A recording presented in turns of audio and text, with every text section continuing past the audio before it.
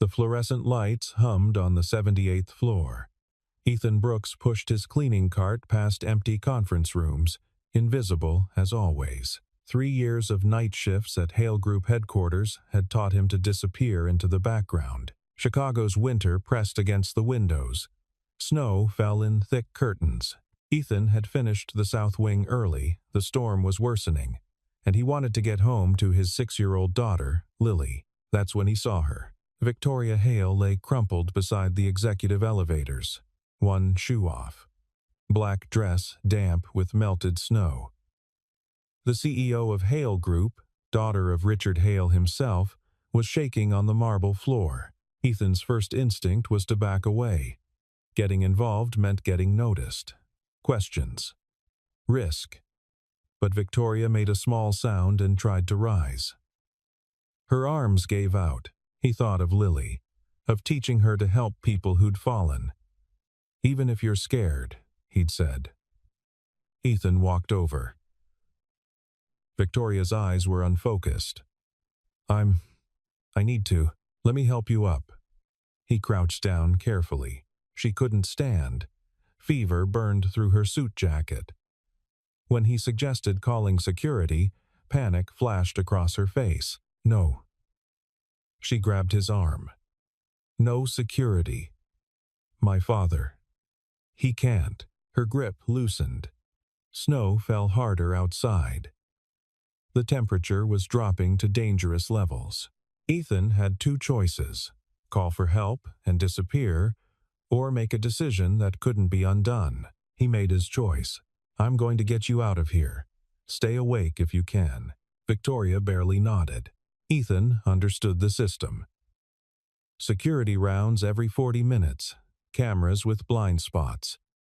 If he called for help, Victoria Hale collapsing in her own building would become a scandal, and she'd specifically said her father couldn't know.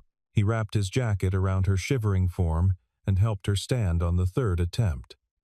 They made it to the service elevator, using his employee card. As they descended 78, 77, 76, Ethan's heart hammered. What was he doing? Taking an unconscious billionaire from her own building without telling anyone? But he remembered that desperate no when he'd suggested calling security.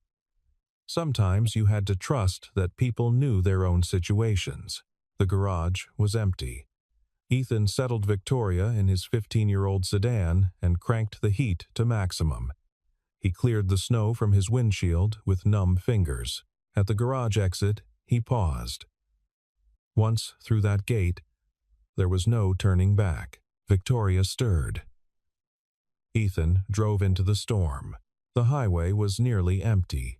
Ethan kept his speed at 35, watching for lane markers through the accumulating snow. Victoria drifted in and out of consciousness. Where? Meeting. The board. The only thing you need right now is rest. She fell silent, her head against the window. Ethan thought about Lily asleep at home, about Mrs. Chen watching her. He'd texted saying he'd be back by 4 a.m. Now he was driving through a blizzard with Victoria Hale unconscious beside him. The Aurora exit appeared through the snow. Ethan took it carefully, tires slipping on ice beneath fresh powder. The suburban roads were worse, but they also meant home. He turned onto Maple Street. His house, modest blue siding, snow-buried porch, the 4th one down, sat quiet in the storm. Victoria's eyes opened, clearer than before. She looked at the house, the neighborhood. "Yes, you need somewhere safe." "This is the safest place I know." Something flickered across her face before her eyes closed again. Mrs. Chen opened the door before they reached it, taking in the situation with the calm of someone who'd weathered harder storms than this. Together, they brought Victoria inside, into the small house where ordinary life happened. Ethan settled Victoria on the sofa, the same one he'd bought secondhand 3 years ago. Mrs. Chen brought blankets from the linen closet, the heavy ones kept for the coldest nights. They piled them over Victoria's shivering form. "Should I call a doctor?" Mrs. Chen whispered. "Not yet." She was, She specifically said no to that. I think she needs a few hours of rest first. If she's not better by morning, I'll insist. Mrs. Chen studied him with the piercing look of someone who'd seen too much of life to be easily fooled. You know who this is, and you know what kind of trouble this could bring. She nodded slowly.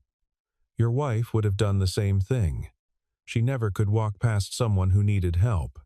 A pause. Lily's still asleep. She doesn't know anything's different. Thank you, Mrs. Chen. I don't know what I'd do without you. You'd manage. You always do. She patted his arm. I'll be next door if you need me. But Ethan? Be careful. Rich people's problems have a way of becoming everyone else's problems. After she left, Ethan sat in the old armchair across from the sofa and watched Victoria sleep. The living room was small and cluttered with the evidence of single parenthood. Lily's toys in a basket by the TV, library books stacked on the coffee table, a half-finished puzzle on the floor. The old furnace rumbled to life in the basement, pushing warm air through the vents. Outside, the wind howled and threw snow against the windows. But inside, the house was warm and quiet and safe. Ethan didn't sleep. He kept watch through the long hours before dawn, checking Victoria's breathing, adjusting the blankets when she kicked them off, placing a cool washcloth on her forehead when the fever spiked again around 4 a.m. This was madness. He knew that. He was a night janitor with a 6th-grade education, living paycheck to paycheck, raising a daughter alone. Victoria Hale existed in a different universe, one with board meetings and international deals and private elevators. Their paths should never have crossed, let alone intersected like this. But somewhere around 5 a.m., as the storm began to ease and the first gray light of dawn crept across the snow-covered yard, Ethan realized something. For all her power and wealth, Victoria had been utterly alone on that hallway floor. No assistant, no security detail, no friends rushing to her aid, just expensive shoes and a designer suit and a fever that didn't care about her net worth. Alone. Like he'd been alone when his wife died, when the hospital bills piled up, when he'd had to figure out how to be both mother and father to a grieving child. Maybe that's why he'd helped her. Not because of who she was, but because of what she was in that moment, another human being who needed help and had no one else to turn to. Around 6 a.m., Ethan heard small footsteps on the stairs. Lily appeared in the doorway, rubbing her eyes, her pajamas covered in cartoon stars. Daddy? You're home early. Had to come back because of the snow, sweetheart. Come here. Lily padded over and climbed into his lap. She was getting too big for this, but Ethan held her anyway, breathing in the scent of her strawberry shampoo. Who's that?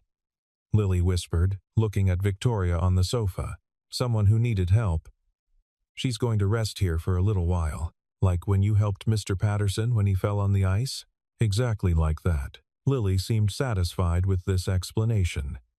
She snuggled against Ethan's chest, and they sat together in the quiet morning, watching the snow fall. Victoria opened her eyes to unfamiliar surroundings. For a moment, panic seized her. Where was she? This wasn't her penthouse apartment with its floor-to-ceiling windows and designer furniture.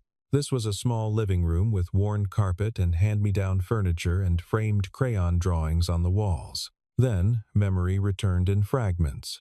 The elevator, the hallway, the janitor with kind eyes and careful hands, the cold drive through the storm. She sat up slowly. Her head still ached, but the disorienting fever fog had lifted.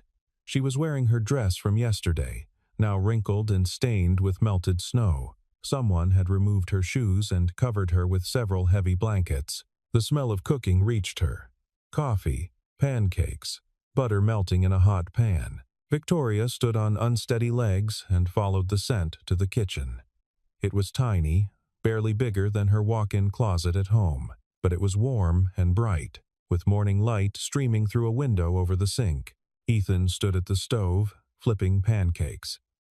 A small girl sat at the kitchen table, swinging her legs and coloring in a book with intense concentration. "You're awake," Ethan said, turning. His voice was gentle, without judgment. "How do you feel?" Better, much better. Victoria's voice came out rough. I'm so sorry. I don't even know what to say. You needed help. I helped. That's all there is to it. He gestured to the table. Please, sit. You should eat something. The girl looked up from her coloring book. Are you feeling better? Daddy said you were sick. Yes, I'm feeling better. Thank you. I'm Lily. I'm 6. I can read now. Do you like pancakes? Victoria found herself smiling despite everything. I do like pancakes. Good, because Daddy makes the best ones. He puts vanilla in them. That's the secret. Ethan plated pancakes and set them in front of Victoria along with a mug of coffee. It's not fancy, but it's hot. Victoria took a bite. The pancake was fluffy and warm, made with care. The coffee was strong and exactly what she needed. For the first time in months, maybe years, she was eating food that someone had made simply to nourish, without Instagram photos or business discussions or networking opportunities attached. This is perfect, she said quietly. They ate together in the small kitchen while snow continued to fall outside. Lily chattered about her school, about the snow fort she wanted to build, about a book her teacher had read that week. Ethan listened with the attention of a parent who genuinely cared about every word. Victoria watched them, father and daughter, and felt something crack open inside her chest. When had she last sat at a breakfast table like this? When had she last had a conversation that wasn't about quarterly earnings, or market positioning, or strategic acquisitions? I should go, Victoria said finally. I've imposed enough. I need to call my driver, get back to the city. Roads won't be clear for a few more hours, Ethan said. And you still need rest, but if you want to go, I'll drive you. You've already done too much. I did what anyone should do, but they both knew that wasn't true. Most people wouldn't have risked it. Most people would have made the safe choice, the choice that protected their own interests. Ethan had chosen differently. An hour later, Victoria sat in the passenger seat of his old sedan as he drove her back toward the city. The snow had stopped. The roads were being cleared. The world was returning to normal, except nothing felt normal anymore. When Ethan pulled up to her building, Victoria turned to him. I don't know how to thank you. You don't need to thank me. At least let me know. His voice was firm but kind. This doesn't work if you try to make it transactional. You needed help. I helped. That's all this is. Victoria got out of the car. She stood on the cleared sidewalk, watching as Ethan drove away, his old sedan disappearing into the morning traffic. She thought that would be the end of it. She was wrong. 3 days passed. Victoria returned to her routine early morning meetings, afternoon calls with international partners, evening reviews of quarterly projections. She told her assistant she'd been working from home due to the storm. No one questioned it. But every night, as she looked out from her penthouse at the city lights, she thought about the small house in Aurora, about Lily swinging her legs at the breakfast table, singing to herself between bites of pancake, about Ethan's steady kindness that expected nothing in return, that existed outside the transactional world she'd always known, about what it felt like to be treated as a person rather than as a hail. On the 3rd day, she found herself driving back to that neighborhood. She told herself she just wanted to thank him properly, to make sure he understood she appreciated what he'd done, to perhaps invite him and Lily to dinner somewhere nice. The truth was more complicated than that. The truth was that she couldn't stop thinking about the warmth of that small kitchen, the genuineness of the conversation, the feeling of being seen for who she was rather than what she represented. She knocked on his door at 7 p.m. Ethan answered, still in his work clothes from the day shift, looking surprised. Victoria, I didn't expect. My father wants to see you, she said. The words came out more blunt than she'd intended. More final. Ethan's expression shifted. Understanding dawned, followed by something that looked like resignation. He knows. Security footage. The parking garage.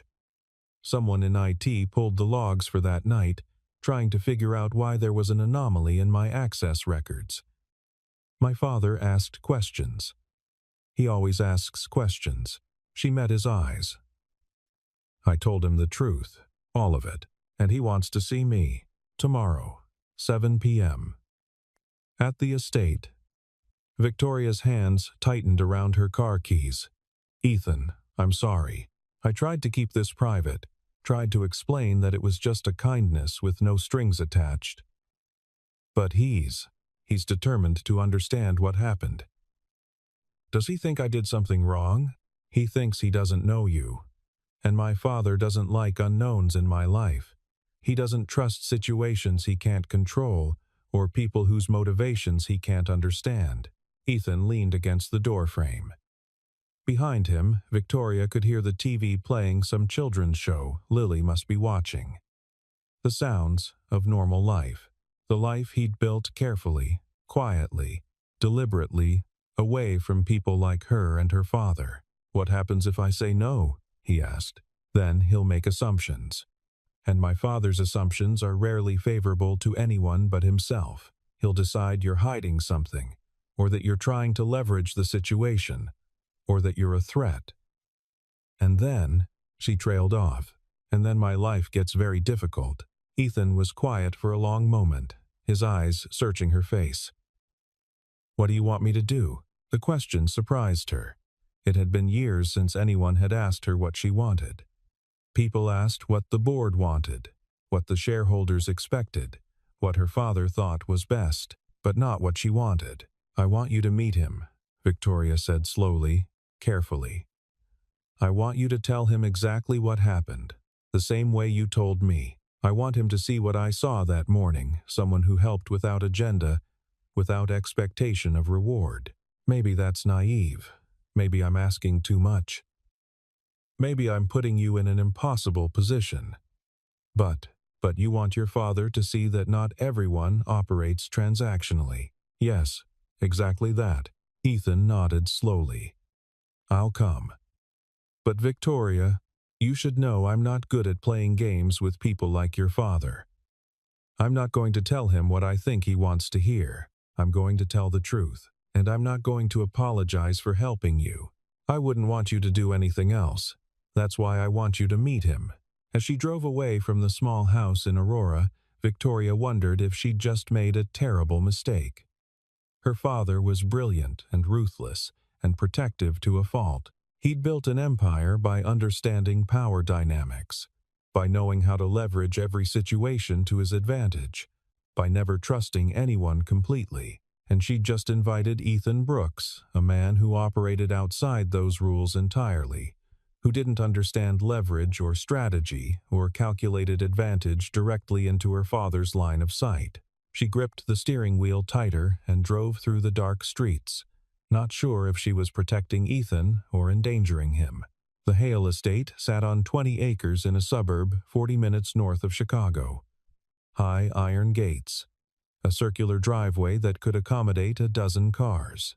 The main house was built in the Georgian-style red brick, white columns, symmetrical windows glowing warmly against the snow-covered grounds. Ethan drove through those gates at 6:55 p.m., feeling profoundly out of place. He'd dropped Lily at Mrs. Chen's with instructions to call every hour. He'd changed into his only suit, the one from his wife's funeral, and hoped it was appropriate. A man in a dark suit opened the front door before Ethan could knock. Mr. Brooks, Mr. Hale is expecting you. Follow me, please. The interior matched its exterior grandeur. Hardwood floors that gleamed, original oil paintings in gilded frames. A staircase that curved upward with craftsmanship that no longer existed in modern construction. They passed several rooms, a library with leather-bound volumes, a sitting room with antique furniture, a dining room with a table that could seat 20 before reaching what appeared to be a study. Floor-to-ceiling bookshelves lined 3 walls. A fireplace crackled with real logs. And behind a massive mahogany desk sat Richard Hale. He was in his 70s but looked younger. Sharp eyes that missed nothing. Silver hair precisely cut. the kind of man who'd spent his entire life making decisions that affected thousands of people's livelihoods, who'd built an empire from a single manufacturing plant and never looked back. "Mr. Brooks, please, sit." Richard gestured to a leather chair facing the desk. Ethan sat. He kept his back straight, his hands still. He'd learned long ago that nervousness could be interpreted as guilt. "Thank you for coming," Richard said. His voice was measured, revealing nothing. "I wanted to meet the man who brought my daughter home during the storm. I did what anyone should have done, but most people wouldn't have. Most people would have called security, filed a report, protected themselves from liability. You chose differently." "Why?" "She needed help. The weather was dangerous. It was the right thing to do." Richard leaned back in his chair, studying Ethan with the intensity of a man trained to detect lies, to find inconsistencies, to identify hidden motives. "Tell me what happened. From the beginning. Leave nothing out." So Ethan did. He explained finding Victoria on the hallway floor, her disorientation, her fever. He described her fear when he suggested calling for help. Her specific mention of her father. He talked about the drive through the storm, the small house in Aurora, Mrs. Chen's help without questions, the breakfast the next morning, the drive back to the city, Victoria's insistence that he accept no payment. Through it all, Richard's expression never changed.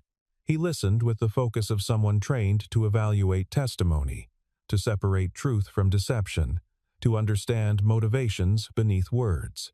When Ethan finished, Richard was quiet for a long moment. The fire crackled, snow tapped softly against the windows. Outside, the grounds stretched white and pristine under landscape lighting. "What do you want from this situation?" Richard asked finally. "Nothing. I don't want anything. Everyone wants something, Mr. Brooks. Money, career advancement, access to power, status, connection to my family. What is it for you? I want to continue doing my job and raising my daughter without complications.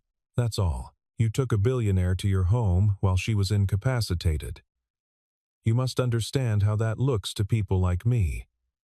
How vulnerable that situation made her." "I understand how it looks," Ethan said quietly. "I also understand that your daughter was sick and scared and alone on a cold floor during a dangerous storm. In that moment, what it looked like mattered less than what was right." Richard's eyes narrowed slightly. "You're either remarkably principled or remarkably naive. Maybe both. Do you know what I could do to you? To your employment? To your daughter's school? To your life?" "Yes." Ethan met Richard's gaze directly. "But that doesn't change what happened. It doesn't change that I'd make the same choice again if I found someone who needed help." The silence stretched between them. The fire popped, sending sparks up the chimney. Somewhere in the house, a clock chimed the hour. Then Richard did something unexpected. He smiled. It was slight, barely there, but genuine. "My daughter told me you refused money, refused any kind of compensation. She said you treated her like a person, not like a Hale. She is a person. That's all that mattered that night. Most people forget that. They see the name, the wealth, the power. They don't see the person underneath." Richard stood and walked to the window, looking out at the snow-covered grounds. "I built everything Victoria has now. I thought I was protecting her by surrounding her with layers of security, protocols, careful distance from ordinary life. But on that hallway floor, all my protections failed, and the one person who helped her was someone who had nothing to gain and everything to lose." He turned back to Ethan. "That troubles me, Mr. Brooks. Not because you helped, but because it took someone from outside our world to do what all our carefully constructed systems couldn't. Maybe that's something worth thinking about." "Perhaps it is." Richard returned to his desk. "You may go. Thank you for your time." Ethan stood. He'd been dismissed, but as he reached the door, Richard spoke again. "Mr. Brooks? My daughter speaks highly of you. That's rare. Don't make me regret allowing this connection to continue. It wasn't a threat. Not exactly. But it was a clear message. The ground beneath Ethan's feet was less stable than it had been a week ago. He'd just entered a world where kindness could be interpreted as strategy, and integrity looked like calculation. The changes started small. 2 weeks after meeting Richard Hale, Ethan's rent increased by $300. Market adjustments, the landlord said. Legal, but the timing felt deliberate. Ethan called Victoria. It might be nothing, but I'll look into it. Don't. Not yet. I need to know the scope first. If your father is testing me, I need to understand before asking you to intervene. She was silent. You're right. But I don't like it. Next came the school. The administration requested a meeting about concerns regarding family stability. They asked probing questions about his work schedule, about child care, about supervision. Mrs. Chen attended, furious. Lily is one of the best cared-for children I know. This is harassment.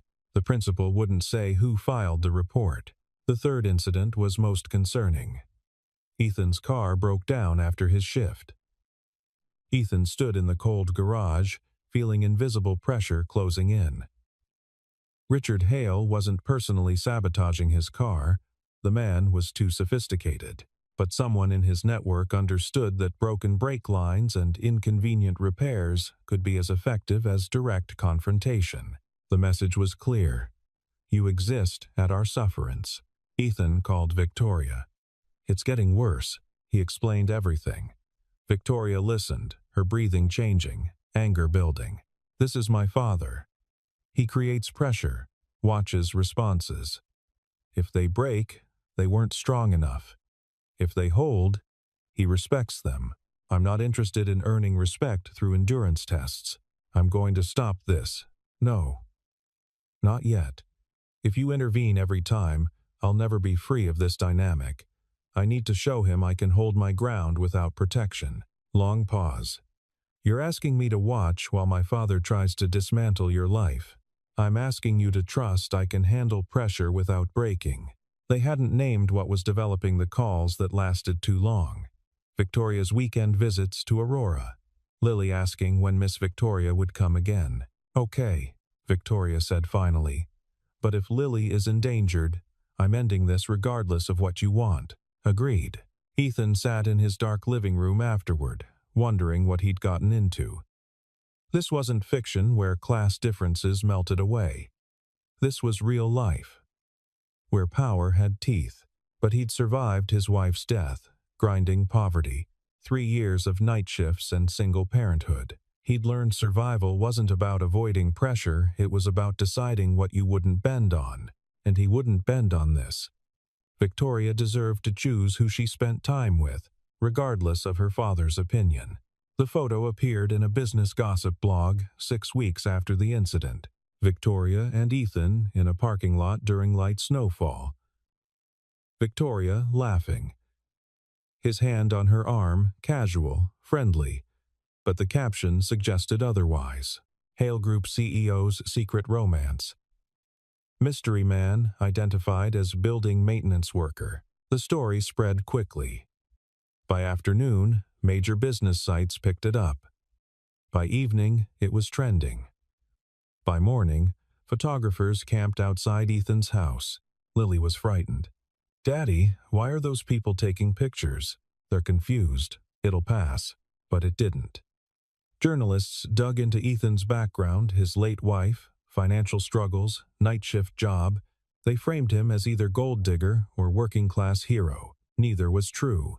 Victoria called, voice tense. The board is calling an emergency meeting. They're concerned about company image. My father is furious at the media attention. What do you want to do? Tell the truth. Explain what happened. That won't satisfy them. Man helps woman during storm, they become friends. Where's the drama?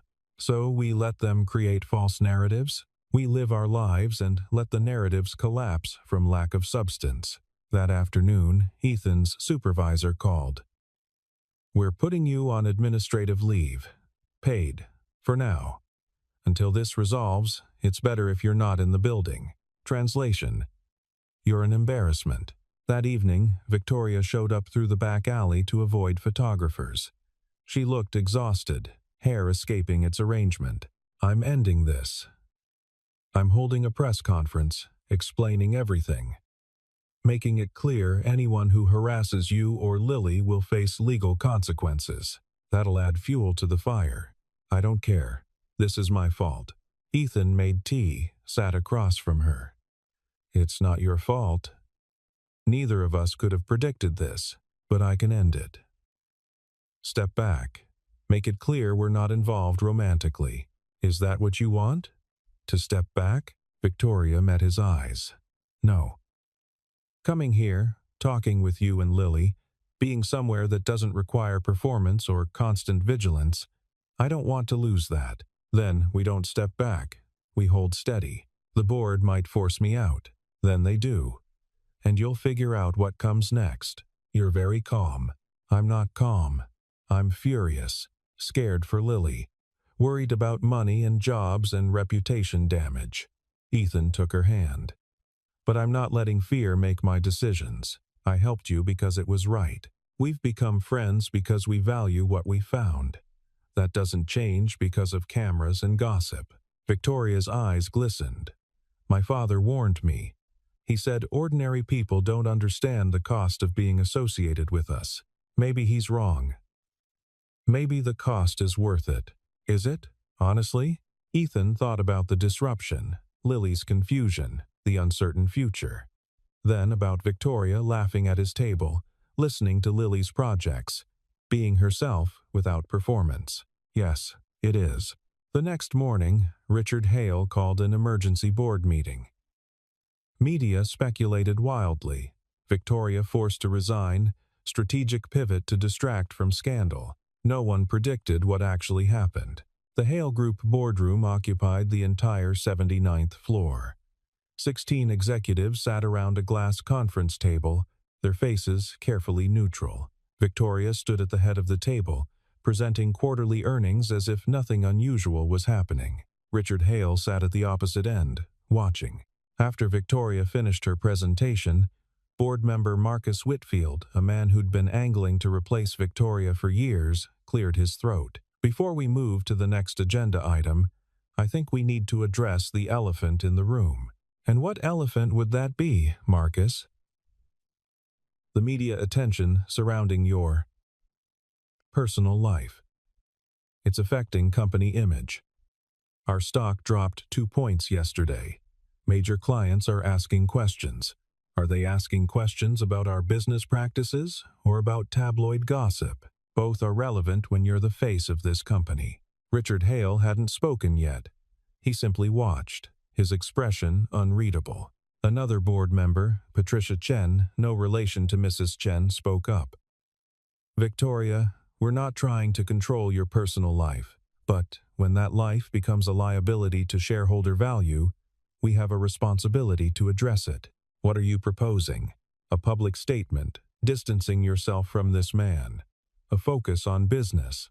Perhaps a sabbatical to let things cool down. In other words, you want me to publicly humiliate someone who did nothing wrong, pretend that genuine human connection is a mistake, and hide from my own company until you all decide it's safe for me to return. The silence that followed was heavy. Richard Hale finally spoke.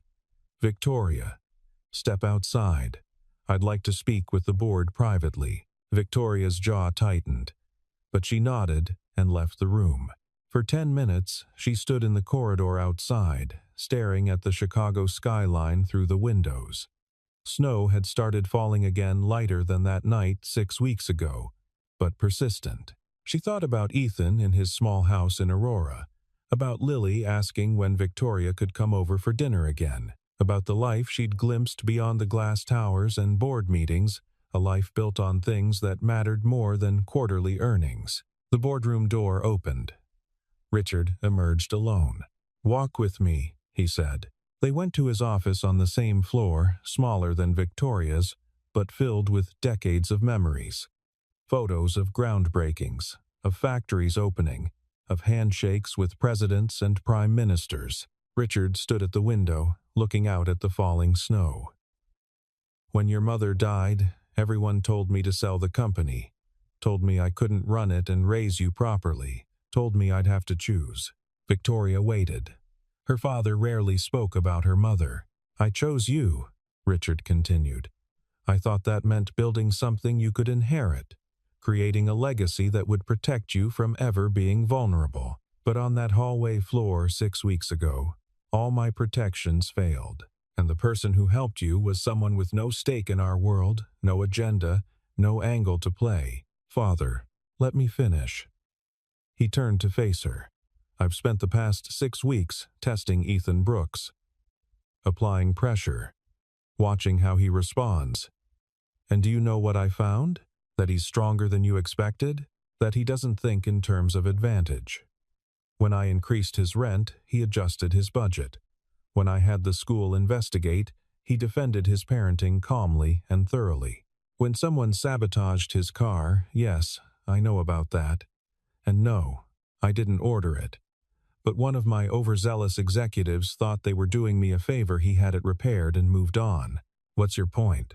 My point is that every pressure I applied, he absorbed without complaint and without trying to leverage his connection to you for relief. He didn't threaten exposure, didn't demand intervention. He simply held his ground and continued living his life with integrity. Richard walked to his desk and picked up a folder. This is the background check I ordered on him. 3 years of exemplary work performance. Respected by neighbors. Excellent parent. Not a single red flag in his entire life except that he's poor, and that's not a character flaw, it's a circumstance. He handed the folder to Victoria. I thought I could find something to disqualify him.